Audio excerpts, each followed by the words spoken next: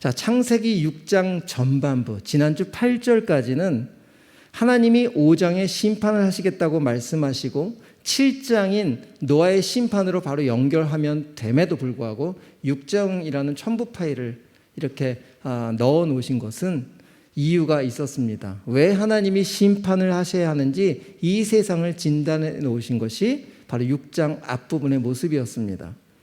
그냥 심판하시는 분이 아니라는 거예요. 이렇게 세상이 이렇게 악했기 때문에 하나님의 아들들, 경건한 자들까지도 세상의 가치관대로 따라가면서 도저히 이 세상에는 소망이 없었기 때문에 심판을 할 수밖에 없다라고 말씀하시면서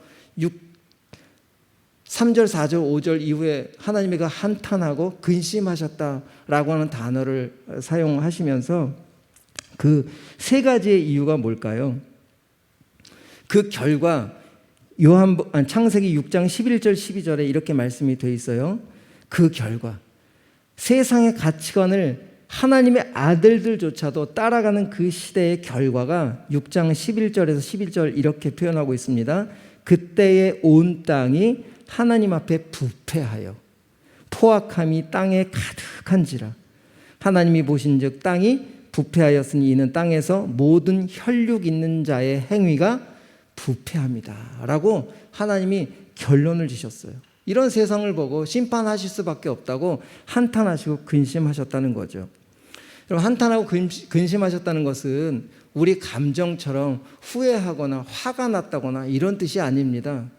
하나님의 근심과 하나님의 한탄하심은 세 가지로 정리할 수 있어요. 첫 번째, 죄에 대한 대가는 반드시 치러져야 된다. 여기에 근심과 한탄 속에 숨어있는 하나님의 마음입니다.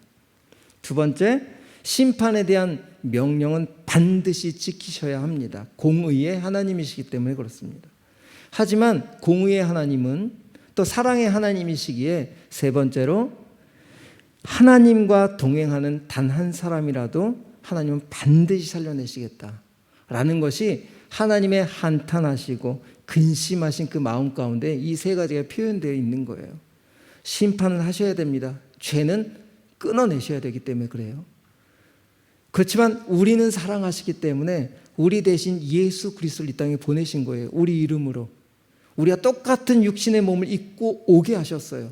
왜요? 우리는 살리시기 위해서. 우리 안에 있는 죄인은 예수님과 함께 십자가의 못을 받고 세상으로부터 해방시키기 위해서, 죄로부터 해방시키기 위해서 우리 하나님은 구원의 계획을 갖고 계셨어요.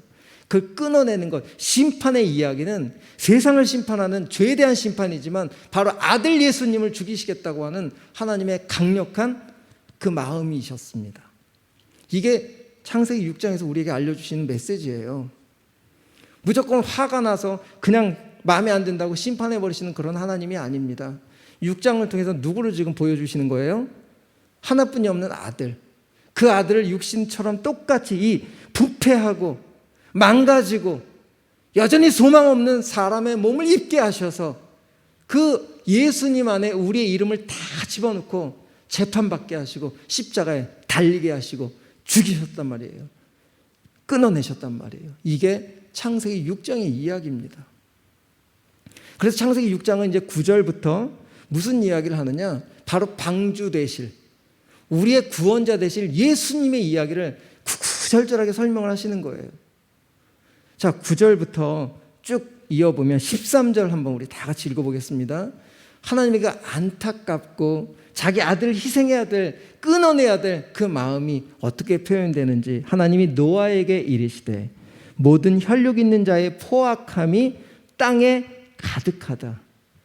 땅에 포악함이 가득함에도 불구하고 한 사람 은혜를 입은 노아를 불러다가 하나님이 그 노아에게 이렇게 말씀하시죠. 이제 끝날이 내 앞에 이르렀다. 이제 결정했다는 거예요. 내 아들을 죽여야 되겠다고 결정했다는 거예요. 세상을 심판하는 순간 하나님 누구를 죽이셔야 되는 거예요? 하나뿐이 없는 아들을 죽이신다는 결정이에요. 여기서 내가 이제 결정했다. 내가 그들을 땅과 함께 멸하리라. 그들은 누굴까요? 죄인인 우리들이지만 우리들을 품고 있는 바로 아들 예수님을 내가 지금 멸하겠다라고 선포하고 있는 거예요. 이것은 좀 우리를 죽이겠다는 겁니까? 구원하겠다는 겁니까? 예? 여러분, 구원하겠다는 거예요. 구원은 심판과 동전의 양면처럼 심판이 선포돼야지만 구원이 일어나는 거거든요. 심판은 예수님에게 행해지지만 구원은 우리가 얻게 되는 거거든요.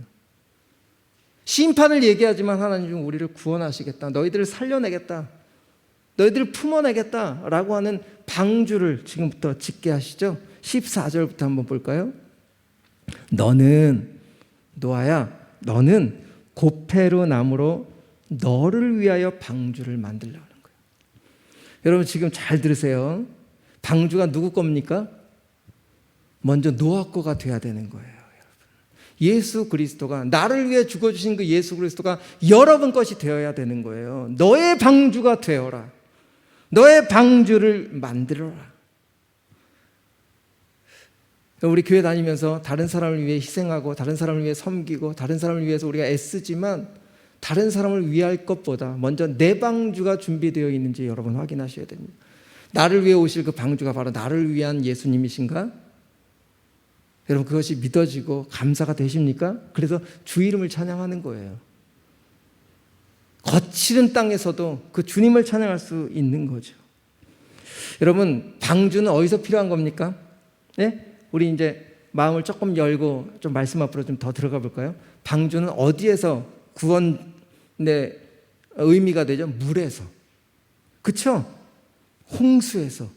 그렇다면 성경에서 물과 바다는 뭐라고 표현하고 있을까? 우리 한번 세 군데의 성경 말씀 찾아볼까요? 가장 먼저 이사야 57장 20절 잘 읽어보십시다. 그러나 악인은 평온함을 얻지 못하고 그 물이 진흙과 더러운 것을 늘 솟구쳐내는 요동하는 바다 같다. 지금 바다가 뭐로 표현되고 있어요? 진흙, 더러운 것, 악인. 두 번째 시편 32편 6절 이로 말미암아 모든 경건한 자는 주를 만날 기회를 얻어서 주께 기도할지라 진실로 홍수가 범람할지라도. 이게 심판을 얘기하죠. 시편 기자도 홍수의 심판, 물을 심판으로 지금 바라보고 있죠. 미가서 7장 19절 말씀 한번 다 같이 읽어볼까요? 시작. 다시 우리를 불쌍히 여기셔서 우리의 죄악을 발로 밟으시고 우리의 모든 죄를 깊은 바다에 던지시리다. 바다가 뭡니까? 심판을 의미하는 거예요. 그러면 지금 방주를 지으라 라고 하는 것은 하나님이 죄악된 이 세상을 심판으로부터 구원할 방주, 누구를 얘기할까요? 예수님을 얘기하는 거죠. 방주는 우리가 눈에 보이는 그런 배를 의미하는 게 아니에요. 그럼에도 불구하고 그 배는요, 타도 되고 안 타도 되는 그런 것이 아닙니다.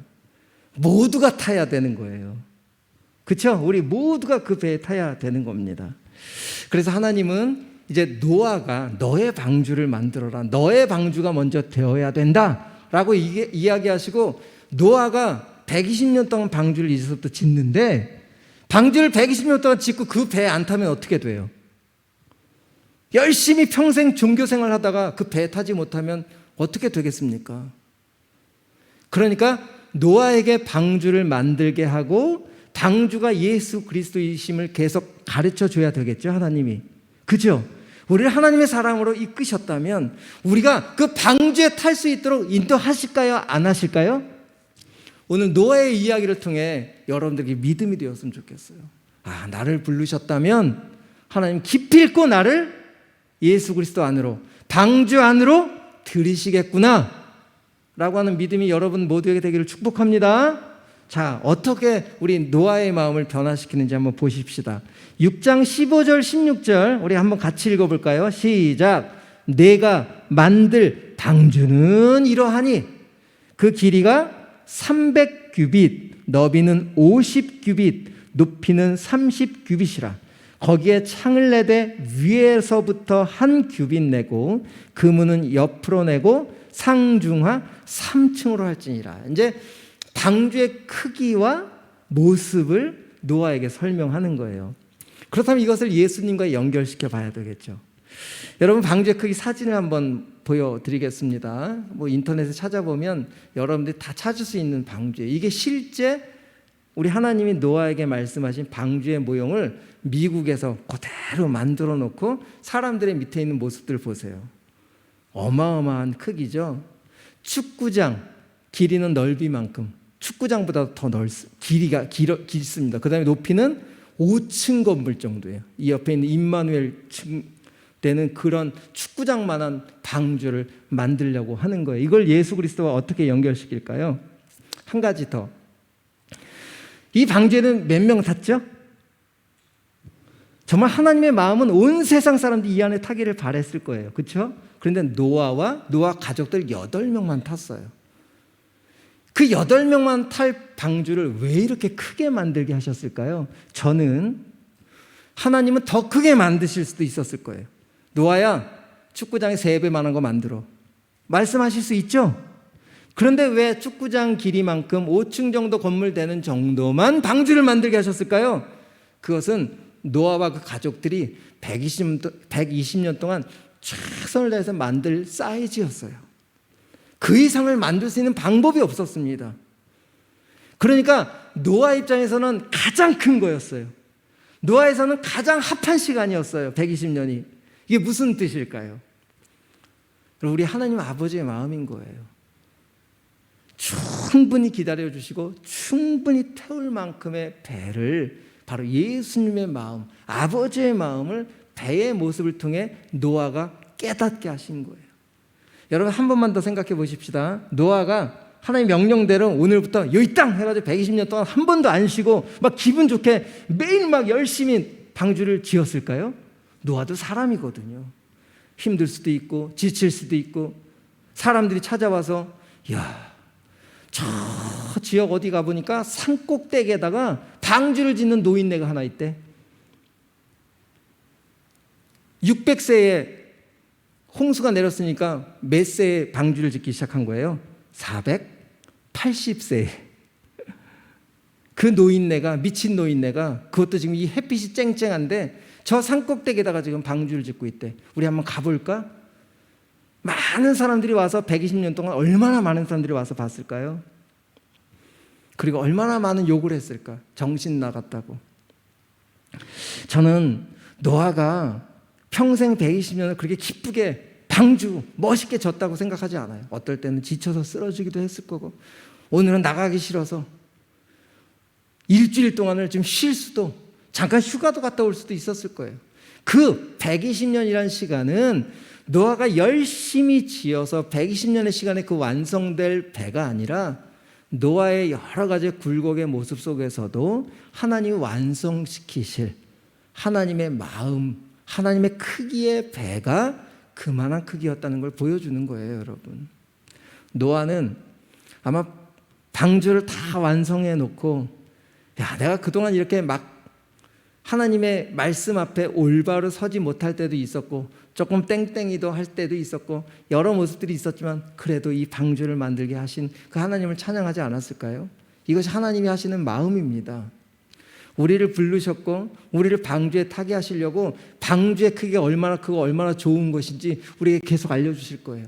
말씀을 통해서든 여러분의 삶의 어떤 현장 속에서든 무조건 하나님은 알려주실 거예요. 그래서 그 크기를 알 수 있도록, 감사할 수 있도록, 그래서 그 배에 탈 수 있도록 우리 하나님은 분명히 하실 거라고 저는 분명히 믿습니다.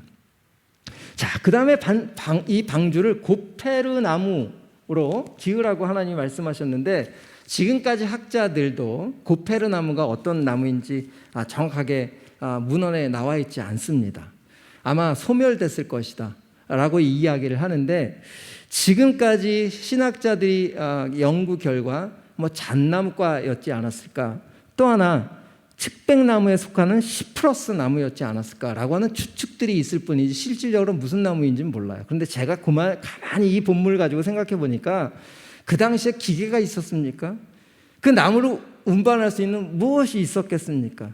그 산에 가장 쉽게 벨 수 있는 나무들, 아마 그것이 최적의 배를 만드는 나무가였지 않았을까. 노아를 통해서 쉽게 배를 만들 수 있도록, 노아가 다른 생각 갖지 않도록 그 배를 만들려고 했던 그 산에 그 나무들이 아마도 가장 가벼우면서도 물에 강한 그런 배가 아니었을까? 이런 생각을 하게 돼요. 하나님은 억지로 하시는 분이 아니기 때문에 그렇습니다. 여러분, 우리에게 자유의지를 주셨어요. 어떨 때는 지쳐서 좀 교회 안 나올 수도 있고, 또 관계 때문에 불편해서 안 나올 수도 있고, 여러 모습들이 우리 마음들이 각양각색이잖아요. 그럼에도 불구하고 하나님 그 마음을 다 품으시겠다는 거예요. 우리 하나님 아버지의 마음은 노아가 방주를 만드는 과정 속에서 오늘 우리들에게 말씀하고 계시는 거예요. 내 마음이 그렇게 좁지 않아. 내가 이렇게 법을 정해놓고 너를 무조건 심판하고 죽이려고 하는 그런 내가 아니야. 언제든지 너희가 돌아올 수 있도록 시간과 크기와 또한 하나님이 우리 인간 편에 서서 인간들이 좀 실수하고 넘어질 수 있는 그 가능성도 보시면서 하나님은 방주를 만들게 하심으로 하나님이 어떤 분이신지 그 사랑을 깨닫게 하시는 분이 바로 하나님이라는 거죠. 이렇게 방주를 만드는 과정 동안 노아와 그의 가족들은 하나님이 아마도 찾아오셔서 계속 말씀하셨을 거라고 생각해요. 힘들면 찾아와서 위로하고, 힘들면 지치면 공급도 해주시고, 또 어떤 사람이 찾아와서 아이고 미친놈이네 라고 얘기하는 사람도 있겠지만 어떤 사람은 응원해주는 사람들도 있을 거고, 여러 모습들이 있지 않았겠습니까? 혹시 여러분에게 이런 질문 한번 해볼까요? 지금 저 건지산에서 누가 뚝딱뚝딱거리고 방주를 짓고 있다. 그럼 여러분들은 어떻게 하시겠습니까? 무시? 아니면 찾아가서 음료수라도? 아니면 여러분, 이것이 실제 우리들의 모습일 수 있습니다. 정말 하나님의 방주가 그곳에 있다면 여러분들은 정말 관심을 가질까요? 안 가질까요? 오늘 창세기 6장 17절 18절 보니까 드디어 방주가 완성이 돼요.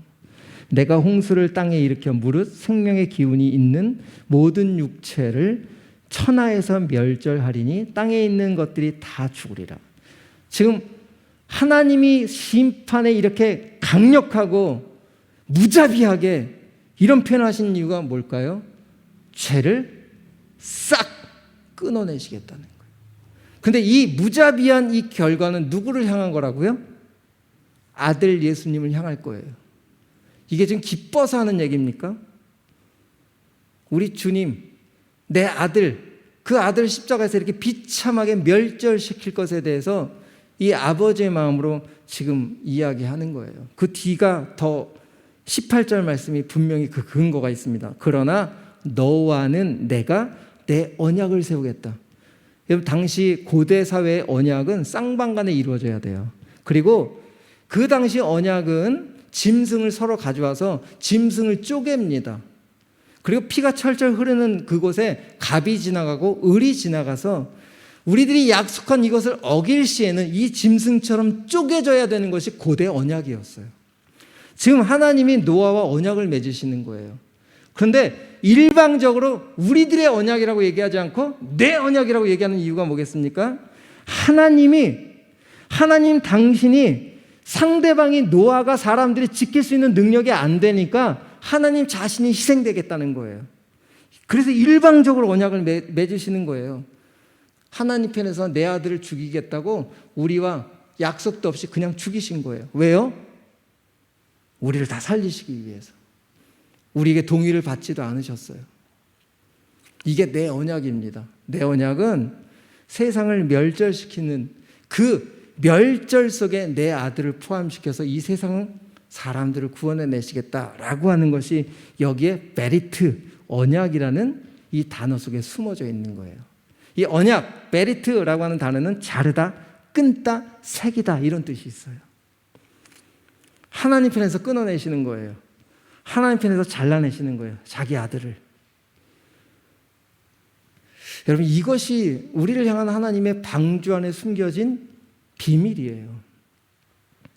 한 가지 더 우리 본문을 조금 더 봅시다. 19절 20절 혈육 있는 모든 생물을 너는 각기 암수 한 쌍씩 방주로 이끌어들여 너와 함께 생명을 보존하게 하되 새가 그 종류대로 가축이 그 종류대로 땅에 기는 모든 것이 그 종류대로 각기 둘씩 네개로 뭐라고 되어 있습니까? 나으리니. 지금 노아가 동물들 기는 것들 새들을 잡으러 다녔다는 거예요? 아니죠. 하나님이 다 이끌어 오셨다는 거예요. 이게 언제적 모습입니까? 에덴에서 아담이 하나님의 대리자로 딱 세워놓으시고 동물들을 이끌어 오셨을 때 그 모습을 재현하고 계시잖아요. 이 방주 앞으로 끌어모으시는 이 아버지의 마음은 바로 이 방주 안에서 예수 그리스도 안에서 새 에덴을 회복하시겠다. 우리를 통해서 내 언약을 통해 살려내신 우리 인간들을 통해서 새롭게 이 나라를 하나님의 나라를 만들어 가시겠다라는 것을 오늘 20절에서 선포하고 계시는 거죠. 노아가 얼마나 놀랐겠습니까? 새들이 막 내 맘대로 컨트롤이 되니까요. 잠깐이지만 하나님의 에덴을 다시 회복한 그 바로 노아가 얼마나 기쁘고 그 천국에 대한 소망이 있었을까. 여러분, 하나님은 이렇게 우리 인생 가운데 찾아오셔서 그런 기적들을 베풀어 주실 거예요. 왜요? 우리는 눈에 보이지 않는 것을 믿지 않는 사람들이니까. 여러분들을 선택하셨고 자기 아들을 희생하시기까지 우리를 당신의 자녀로 살려놓으시기로 작정하신 언약 안에서 우리를 선택해 놓으셨는데 어떻게 우리가 삐뚤어지도록 완전히 저 멸절하도록 하나님 만들어 놓으시겠어요? 절대 그러실 수 없다는 겁니다. 여러분 하나님 품 안에 있는 모두 한 사람도 낙오자가 되지 않도록 저는 분명히 기적을 일으켜서라도 노아에게 그 잠깐의 에덴을 회복한 모습을 보여주셨던 것처럼 여러분에게도 그런 시간들을 꼭 주님이 하실 줄 믿습니다. 그러니까 6장 22절 오늘 마지막 절에 노아가 그와 같이 하여 하나님이 자기에게 명하신 대로 다 준행하였더라. 이게 지금 수동태일까요? 능동태일까요? 하나님이 하셨다는 거예요. 노아가 스스로 했다는 게 아닙니다. 하나님이 하신 거예요. 하나님이 다 준행할 수 있도록 하나님이 도우셨다는 거예요. 그리고 7장 1절에 여호와께서 또 주체가 하나님이세요. 노아에게 이르시되 너와 내 온 집은 방주로 들어가라. 내가 다 준비했으니까. 믿음도 줬고 기적도 보여주고 방주도 만들게 하시고 이제 너는 방주로만 들어가면 돼. 이게 우리가 혜택받는 하나님의 사랑 안에 있다는 증거를 7장 1절에 설명하고 있는 거예요. 여러분, 저는 오늘 방주 6장의 이야기를 이제 이것으로 정리해 보려고 합니다. 맥스 루게이도라고 하는 신학자가 있는데요. 아주 특별한 사랑이라는 책에 나오는 이야기입니다. 찬양팀 준비하시면 돼요. 수지가 6살 때 가장 아끼는 재산 목록 1호가 진주 목걸이였습니다. 수지는 어디를 가든지 그 목걸이를 했고 집에 돌아오면 예쁜 액세서리 함에 잘 넣어두었습니다. 어느 날 아빠가 수지에게 묻습니다. 수지야, 아빠 사랑하니? 그럼 하늘만큼 땅만큼 사랑해. 아빠 제일 사랑하지. 그렇다면 수지야, 혹시 그 목걸이 나 줄 수 있어? 라고 물어봤는데 수지가 줬을까요? 안 줬을까요? 아니, 그럴 수 없어. 여러분, 이렇게 이야기한 그 수지 마음 가운데 그날 저녁에 고민이 되기 시작했다는 거예요. 아빠, 그건 안 돼. 내가 그 목걸이를 얼마나 좋아하는데. 아빠가 나간 후에 수지는 곰곰이 생각했습니다. 다음 날도 그 생각이 머리를 떠나지 않았습니다. 그날 밤 수지는 진주 목걸이를 가지고 아빠에게 갔습니다. 목걸이를 내밀며 수지가 말했죠. 아빠, 난 진주 목걸이보다 아빠를 더 사랑해. 하고 자, 아빠 가져요 라고 했을 때 아빠는 하나 작은 상자를 이렇게 내밀었습니다. 그 안에는 정말 진짜 진주 목걸이가 들어있었다고 합니다. 제가 이 예화를 왜 여러분들에게 오늘 이 방주 이야기와 연결하는지 잘 이해가 안 되시죠? 여러분, 이 수지처럼 우리는 가짜에 목을 매는 사람들이라는 거예요. 가짜를 따라가고 가짜를 기뻐하고 가짜를 사랑하고 가짜를 붙잡고 살아가요. 세상이 그렇게 계속 가짜만 보여주는 거예요. 그 가짜 진주 목걸이가 뭐라고 아빠의 사랑보다 더 큽니까? 하지만 근데 그 가짜를 내려놓으니까 진짜 진주 목걸이가 우리 목에 걸리는 거거든요. 여러분, 우리 하나님은 보이지 않으세요. 하지만 성경 말씀을 통해 우리한테 지금 알려주시는 거예요. 얘들아, 내가 노아를 붙잡고 왔잖니? 이 성경 말씀을 통해서 내가 너희를 얼마나 사랑하는지 알지 않니? 심판이 목적이 아니라 너희를 건지는 것이 목적이야. 왜 너희들은 자꾸 가짜만 붙잡고 살아가고 있니? 그것이 너의 인생의 전부처럼 그것을 붙잡고 살아가고 있니? 라고 지금 질문하고 있는 거예요. 여러분, 청년 제자반 7주 동안 다 하지도 못했어요. 하지만 그 주 1주, 2주, 3주, 4주, 5주, 7주마다 하나님 분명히 개인에게 하신 말씀들이 있을 것 같아요. 그 안에 깊은, 많이 깨달아졌든 작게 깨달아졌든 저는 중요하지 않습니다. 하나님의 말씀이 깨달아지면 깨달아질수록 가짜가 분별되기 시작하거든요. 가짜 분별하는 것은요, 우리의 시각과 가치관으로 절대 될 수 없습니다. 그게 나아지지가 않아요. 진리의 말씀이 내 안에 자꾸만 들어올 때 세상의 가짜가 구별이 되고 진짜가 발견되는 거예요. 이 수지처럼 아빠가 준비한 이 진짜 진주를 목에 걸고 기뻐했던 것처럼 저의 비전도 우리 하늘님 청년부 한 사람 한 사람이 이런 진품이신 하나님의 사랑에 감동되도록 제가 말씀 잘 준비하고 진실되게 여러분들과 걸어가야 되는 것이 아닐까 싶습니다.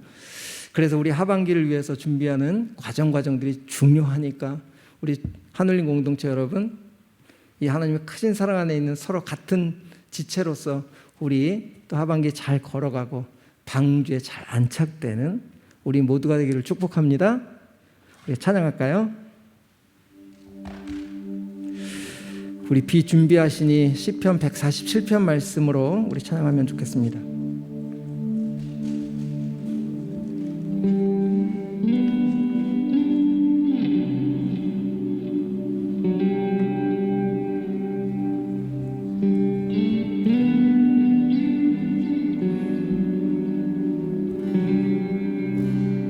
우리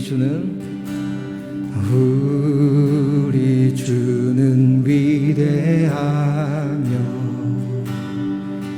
능력이 많으시도다. 그의 지혜 무궁하며 인자는 영원하도다. 상한 자들 고치시며 상처를 싸매시도다. 별들의 수를 세시며 이름. 우리 다시 한번 처음부터 고백할까요? 우리 주는 위대하십니다. 우리 주는 위대하며 능력이 많으시도다. 그의 지혜 무궁하며 인자는 영원하도다. 상한 자들 고치시며 상한 자를 고치시며 상처를 싸매시도다. 우리 이름을 세시는 하나님, 수를 세시며 우리 이름을 기억하시고 오늘도 말씀하신 하나님, 그가 구름으로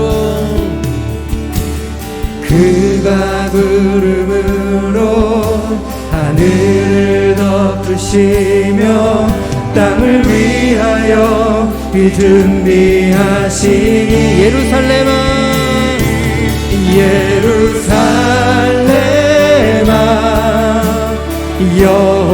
여호와를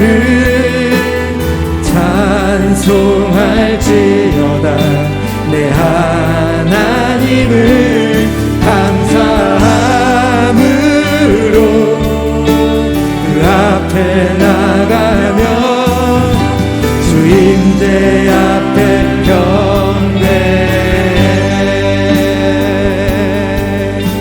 한 번만 더 처음부터 우리 주는 위대하십니다. 우리 주는 위대하며 능력이 많으시도다. 아멘. 그의 지혜 무궁하며 인자는 영원하도다. 상한 자들 고치시며 상한 자들 고치시며 상처를 싸매시도다. 별들의 수를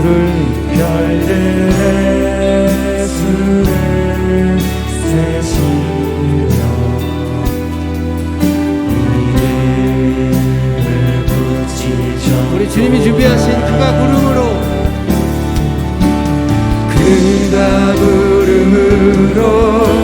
하늘을 덮으시며 땅을 위하여 우리 한 번만 더 고백합니다.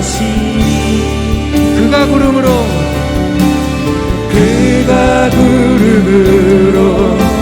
하늘을 덮으시며 땅을 위하여 비 준비하시니 예루살렘아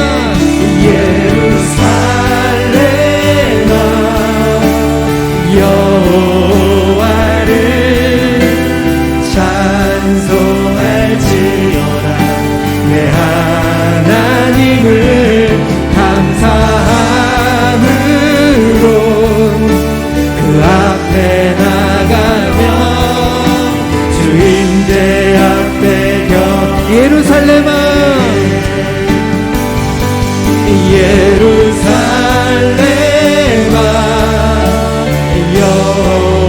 여호와를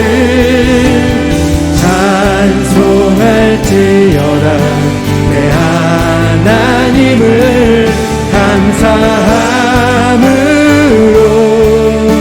그 앞에 나가며 우리 이 시간 기도하며 나갑니다. 하나님 그 끝인 하나님 사랑을 더 경험시켜 주시옵소서. 주여 하나님 우리의 이름을 세시며 우리의 상한 마음을 고치시기를 작정하신 하나님, 하나님 오늘 만져주시고 우리의 깊은 우리의 심령 가운데 주님 말씀해 주시옵소서. 절대 너를 놓치지 않겠다 하신 우리 하나님의 사랑의 마음, 우리가 그것을 믿고 나가는 우리 모두가 될 수 있도록 그가 구름으로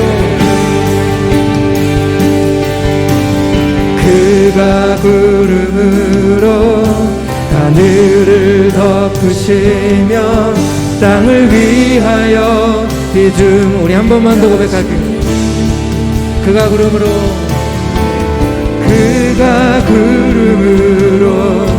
하늘을 덮으시며 땅을 위하여 비 준비하시니 예루살렘아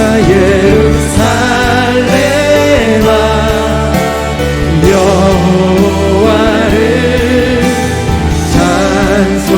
찬송할지어다.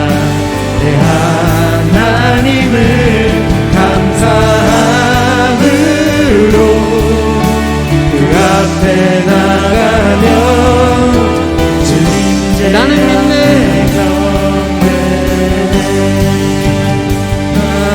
믿네. 주의 능력으로 내 삶 새롭게 되니 나는 믿네. 주의 능력으로 담대히 나가리라. 주와 함께 싸워 승리하리라. 날마다 믿음으로 난 살아. 나는 믿네. 우리 한 번 더 고백할게요. 나는 믿네. 주의 능력으로 내 삶 새롭게 되리. 나는 믿네. 주의 능력으로 담대히 나가리라. 함께 싸워 승리하리라.